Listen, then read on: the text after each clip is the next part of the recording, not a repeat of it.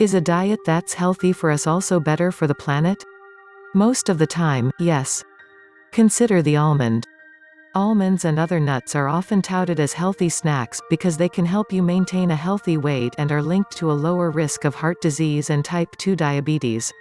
But almonds are grown in drought-stricken California, and the amount of water required to produce them has come under intense scrutiny in recent years. So if you're an environmentally minded eater who also wants to embrace a healthy diet, are almonds a responsibly green snack?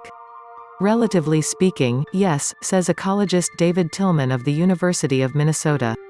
In a vast new analysis published Monday in the Proceedings of the National Academy of Sciences, Tillman and his co-authors looked at the health and environmental impacts of 15 different food groups, including nuts, fruits, vegetables, red meat, dairy, eggs, fish, olive oil, legumes and sugar-sweetened beverages.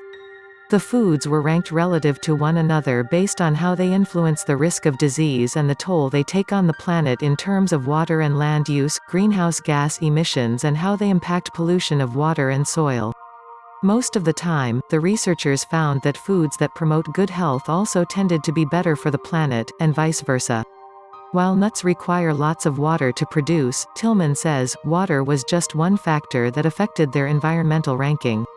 If water is going to be used to irrigate crops, it would seem better for it to be used to grow healthy crops, he says. Producing a serving of nuts has about 5 times the negative effects on the environment compared with producing a serving of vegetables, according to the study. That may sound like a lot, until you compare that to red meat, both processed and unprocessed. It's uniformly bad, Tillman says.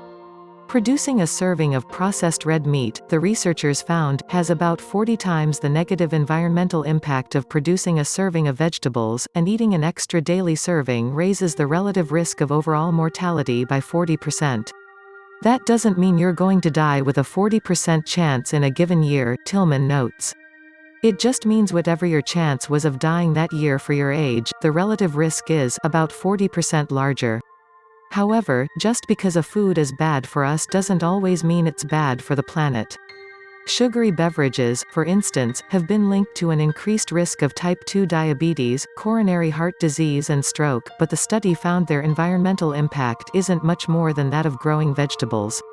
On the flip side, fish consumption is associated with a lower risk of several diseases, but it's not as great for the planet as a plant-based diet.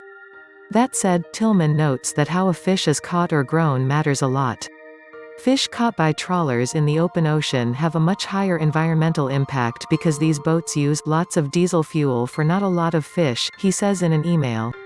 Fish such as tuna and salmon caught on lines or with seine nets near the surface, and aquaculture fish such as salmon, steelhead, catfish and tilapia grown in ponds, lochs, fjords and ocean cages have moderate greenhouse gas emissions per serving that are about 6 times those of the typical plant-based foods. To reach their conclusions on diet and health, the researchers looked at 19 previous meta-analyses that followed millions of people over time, mostly in Western nations. They used that data to calculate how eating an extra serving of a given food each day affected the relative risk of colorectal cancer, coronary heart disease, stroke and type 2 diabetes, as well as overall mortality. Data on the environmental impact of food was derived from life cycle analyses, which looked at the land, equipment and other resources required to grow or raise a food. This is a useful study because it aims to compare, using similar and consistent methods, how different foods influence the joint health of humans and the planet, says Dariush Mozaffarian, the dean of the Friedman School of Nutrition at Tufts University. Despite recent controversy over the science on red meat and health, these findings are in line with the overall body of evidence that suggests that cutting back on processed red meat is a healthy choice, he says. And if you do eat red meat, he says, how the cattle was raised matters.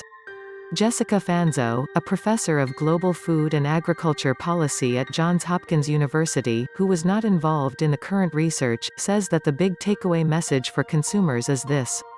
If you want to care about the environment and your own health, eating less red and processed meat is key. And, she says, if you substitute something like fish, think a little bit more about how those are sourced and how they're raised.